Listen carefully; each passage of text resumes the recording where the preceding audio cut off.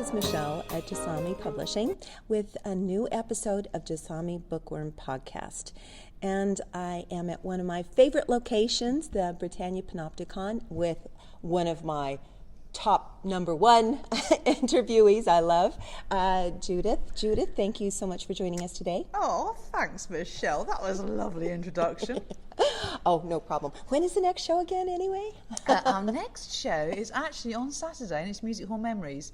And that's on the last Saturday of the month at 1:30 and 3:30. So whenever you have this one going out, it's the last Saturday of the month. It's perfect. It's going to go out right away, actually. So we're going to do immediate production on it. Okay, 29th of July then. Excellent. That's perfect. So now we're in our second podcast about this Glasgow square mile of murder. We went through Madeleine Smith and I learned about getting away scot-free. I know. I always love learning something from you, because I always do. So the next one, please introduce who were our next Well, I murderers. always call this one the trial of the two Jessies, where one Jessie is murdered and the other Jessie is accused of the murder. But it's a slightly more complicated story than that, and we have to go back to 1862 and the 4th of July. Oh, see, yeah, I know in the States they celebrate something there. I know they were arguing with a different country and got into some kind of independence squabble. But anyway, so a murder. Yeah, a murder. Oh. The story goes that on that was a bank holiday weekend, and the Fleming family, who lived in 17 Sandyford Place, had gone, which is on Sauchiehall Street, had gone away on holiday. They had a holiday home out in Dunoon, and they'd gone away, and they'd left their grandfather, it was a father and son, and they'd left their father behind, old James Fleming, with their maid. And their maid was the lovely Jessie Macpherson. She was about 21 years old, and she was there to look after the old man, make sure he ate, make sure he went to bed, and make sure he didn't get drunk or anything like that. And old James Fleming was a weaver. He'd been a weaver, made a lot of money, and he was the one that sort of founded the family wealth, and they had a big house. So the two younger Flemings had gone away on holiday together, and when they came back, they rang the doorbell to get in, because they hadn't got keys with them. They just thought the maid would answer the door, but no maid came to answer the door. Jessie didn't answer the door. Oh no. And they were like, oh, that's very strange, what's going on here? And in the end, the butcher's boy came round to deliver the meat for the week. And he managed to get into the house. He went down the back stair, and the old man let them in, let the butcher's boy in, and then they let them in through the front door, the two younger Flemings. Anyway, James Fleming Jr. and his son entered the house, and James Fleming turned to his dad, James Fleming Sr., and said, where's Jessie? Where's the maid? And he said, oh, I don't know. I haven't seen her since Friday. Oh. So anyway, they went down the stairs, down into the servants' quarters in the basement next to the kitchen, and they went into Jessie's room and found her. Oh no, I have a bad feeling about this. They found her kind of chopped up. Yeah. In fact, it was likened at the time to the case of Lizzie Borden, because she received the she received 40 blows from what they were saying was an axe. Oh my. So her upper body was effectively severed from her lower body. The Glasgow Herald, as per normal, had the most beautiful graphic description. They say she was found weltering in her gore. Oh, just to make sure your imagination runs wild. Yeah. Yeah, very unpleasant bit of script writing there from the old Glasgow Herald. But they were very good at writing these descriptive, it is very descriptive, isn't it, weltering in her gore. And there were 4 bloodied footprints beside her mutilated corpse. So the police obviously were called, and they looked at these footprints. They were quite small. They were about a size 4. Oh. And for the very first time, they used forensics by actually getting a piece of brown paper and taking a print of these bloodied footprints.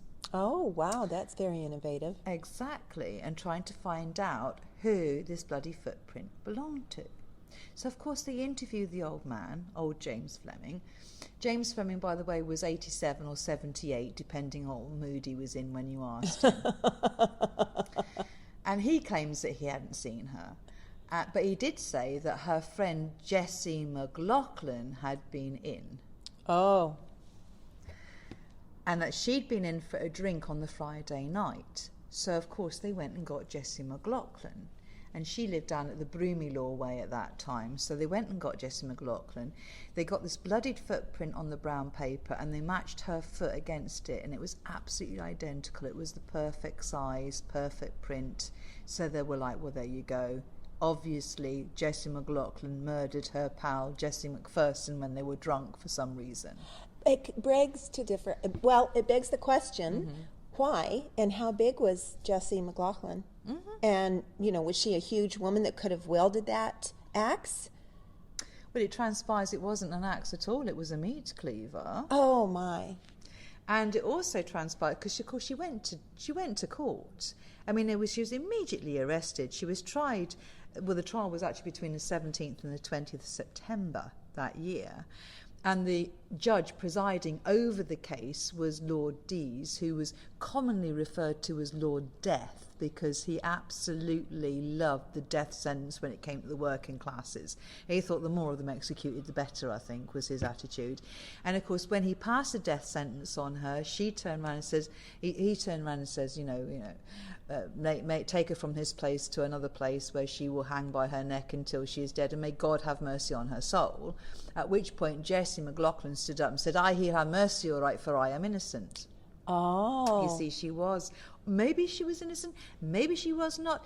I don't know. You'd have to do your own research and investigation to find out. I believe she was, because of Jessie's story.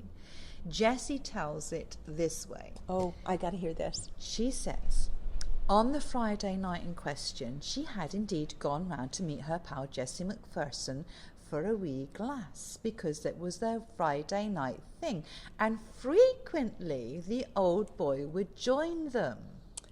So this was not a new thing. Okay.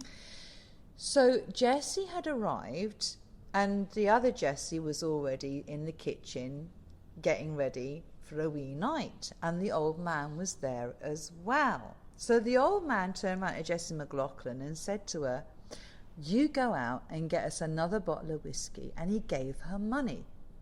Okay. So she left the house at 17 Sandyford Place and went into the spirit dealers on Berkeley Street. All right. About how far would that be? Not far. Just a few minutes. Just a few minutes. Just a few minutes. Maybe a 5-minute walk at most. Okay. And she probably got on the chat in the spirit dealers, but she was away only for a few minutes, really. Maybe 10, 15 minutes, maybe 20 minutes at the very, very most. But when she got back, the kitchen was empty. Nobody was downstairs that she could see. And then she hears something. And she goes to the sort of back area where the servants' quarters was, where Jessie McPherson's bedroom and everything was. And there was a wee sort of stairwell, and halfway up the stairs, she sees the body of Jessie McPherson lying near the bottom of the stairs, and standing over her with the bloody chopper in his hand was the old boy, James Fleming, waving it at her and saying that if she says anything to anybody, she was getting it. Oh, my God. There's no way you could tell anybody the story after that. Because exactly. Women had no rights. If a man said something, that was the law. It. Of course, she was a working class servant. Of course. And he was, a middle class man with money. And allegedly, technically, he was her, her friend's boss. But he even went a step further. He said to her, right, you coming with me? And he made her help him clean up the body, move the body from where it was in the hallway and on the stairwell, and move it round to Jessie's bedroom. Oh, wow. And, of course, poor Jessie McLaughlin, there she is, she's a poor woman. She hasn't got any money. And she's in her stockings and her shoes and her skirts. So she has to lift her skirts up. She takes her shoes and her stockings off because she doesn't want to get covered in blood, because her friend Jessie McPherson is in two parts, effectively. Right. You know, she's only slightly held together, I think, by the spine. You know, he'd really gone for her. So she has to try and help him. So she takes off her shoes and she takes off her stockings and she helps him move this body. And of course, she's walking through all this blood, hence the bloodied footprints next to her corpse. She managed to clean up the rest of the blood in the hallway and in the stairwell, so it looks like she was murdered in situ. But of course, she didn't get all the footsteps. She forgot about the bloodied footprints in the bedroom. She then apparently was taken upstairs to the parlour upstairs, where old James Fleming gave her a whole bunch of silver and told her to take it to the pawnbrokers A. Lundy on Sauchiehall Street. Oh, he really set her up. He really set her up. And his excuse was to make it look like a burglary. Right, but he sent her with it. So So who would be the burglar? Oh. Yeah. Why did this poor girl take silverware to Lundy's? She's obviously stolen it. Not only was it silverware, it was silverware with the Fleming insignia on it. Oh, and she would have to listen to him. Yeah, and do as she was told. And do as she was told. Yeah, because that was one of the evidences against her at the trial itself, was the fact that she had pawned this silver that was obviously the Fleming silver, and that's one of the reasons why she was accused, along with the bloodied footprint. Everything seemed to all knit together to point at her as the murderess, you know? The question is, why would she do that? She had been friends with her. They would go out. They would have their drinks. Why, all of a sudden, would she commit that murder and then steal the family silver with their name on it? And yeah. But you've got to wonder. But you see, the thing was, when she tried to explain her innocence, and she also explained the fact that while she was in the parlour, old Fleming had pulled out the family Bible, and she was a deeply religious girl, and he'd made her swear on the Holy Bible that she would not tell a living soul what she'd seen. And of course, Lord Dees didn't leave a word of it, because there she was, this poor working class girl, and there was Lord Dees' friend, James Fleming. They knew each other. Oh, that's another. Yeah, exactly. Old boys club. Old boys club. And in fact, Lord Dees constantly referred to James Fleming, Sr., as the old innocent. Oh, talk about subliminal message. Oh, that's very subtle. Very subtle, you know. And they'll say, he was like, well, why on earth would this upstanding citizen of Glasgow, why would this upstanding citizen of Glasgow murder this 20-year-old woman anyway? Well, why? Well, I'll tell you why. Oh, I want to hear, yes. You see, James Fleming, Sr., old Fleming, the old innocent, as he was called, or referred to generally, wasn't such an innocent man after all. Apparently, he'd had a wee fancy for young Jessie McPherson for quite a while. Oh. Yeah. In fact, according to Jessie McLaughlin, Jessie McPherson had told her how she frequently woke up in bed with the old man getting in bed beside her, trying to unhook her bedclothes. Oh, no. I needn't go any further with that one. Well, you get the drift. Yes, and sad to say that happened quite frequently. Yeah. But there was quite a few children that came out of that. Exactly. Oh, that's a sin. And the family never thought about that when they went away, and they thought they were leaving him in her care, but what they were doing was leaving her susceptible to him. At his mercy. Yes, which he didn't have any. No, he did not. Just lots of innocence, I guess. We'll laugh off our sleeve like at I that say, one. he was 87 or 78, depending on what mood he's in when you asked him. So he was an old man. You know, he was an old man, and an old man at that time in the 1860s, the early 1860s, kind of a rare thing, really. You know, there weren't... 78 would have been really old. 78 was old, and 87 was even older. You know, it would have been remarkable that he would have survived that long, as for a lot of people. So he would have been revered. Yes. And because he was of that stature, because he was a wealthy weaver, retired weaver, and he had made quite a lot of money because he had his own, weaving industry. Yeah, he would definitely have been considered the innocent one here, the innocent party, the innocent victim, and that Jessie McLaughlin was vilely accusing him. And even if Jessie at home had said anything about it, they would have accused her of tempting him. Yeah, of course. So she couldn't have won either way. No. So how long? So she must have been executed, was she? Jessie McLaughlin, well, she was sent to Ladies' Perth prison and she was due to be executed. But the thing was, the citizens of Glasgow, the ordinary working classes of Glasgow, have always had quite a voice. And they did not believe that Jessie McLaughlin was guilty. They believed Jessie McLaughlin's story. They believed that the old man had been trying to be sexually inappropriate with Jessie McPherson, and that Jessie McLaughlin had come back and found him with a meat cleaver when he had rejected her. When she had rejected him. Yes. So he'd been there with a meat cleaver because Jessie McPherson had completely rejected his amorous advances once again, and he had just lost his temper, grabbed the cleaver and attacked her. And especially with drink, he would have had no inhibitions and not thought anything about it. I don't think he would have thought anything about it anyway. And You're although right. Lord Dees did not believe Jessie McLaughlin for a second when she told this story, the people of Glasgow did. And over 40,000 of them signed a petition for her innocence. Oh, how wonderful. So her sentence got commuted from execution to life imprisonment in Perth prison. And I believe she actually served 15 years in Perth prison, not for the murder, but for aiding and abetting. Oh, which she had to do because he told her to do it, and she couldn't have gotten that out of it anyway. Well, but that's so. Do you know what happened to her when she came out? By chance? Yeah, she emigrated when she came out. Yeah, she actually ended up in Port Huron. Oh wow! Oh, yeah. Excellent.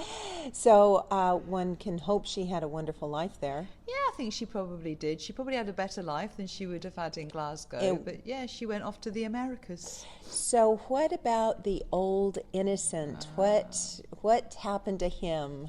He didn't get his comeuppance, did he? Well, the thing was that after the case, because he would become such a household name in Glasgow, and so vilified by the people, ordinary citizens of Glasgow, he couldn't actually leave his house without being egged. Oh, too bad. They literally pelted him every time he tried to step out his front door at 17 Sandiford Place. So in the end, they had to move him to Dunoon permanently. But he did die a couple of years later of old age. So he never did actually answer the case for the murder of Jessie McPherson. It's sad to say, but that peltings, at least he was recognized that people did not believe him. What about the judge, Judge Dean? Lord Dees. Lord Dees, sorry. What happened with Lord Dees? Lord Dees, well, he continued to serve as a judge for a few years after that, I believe. I don't know how his story actually ends, but...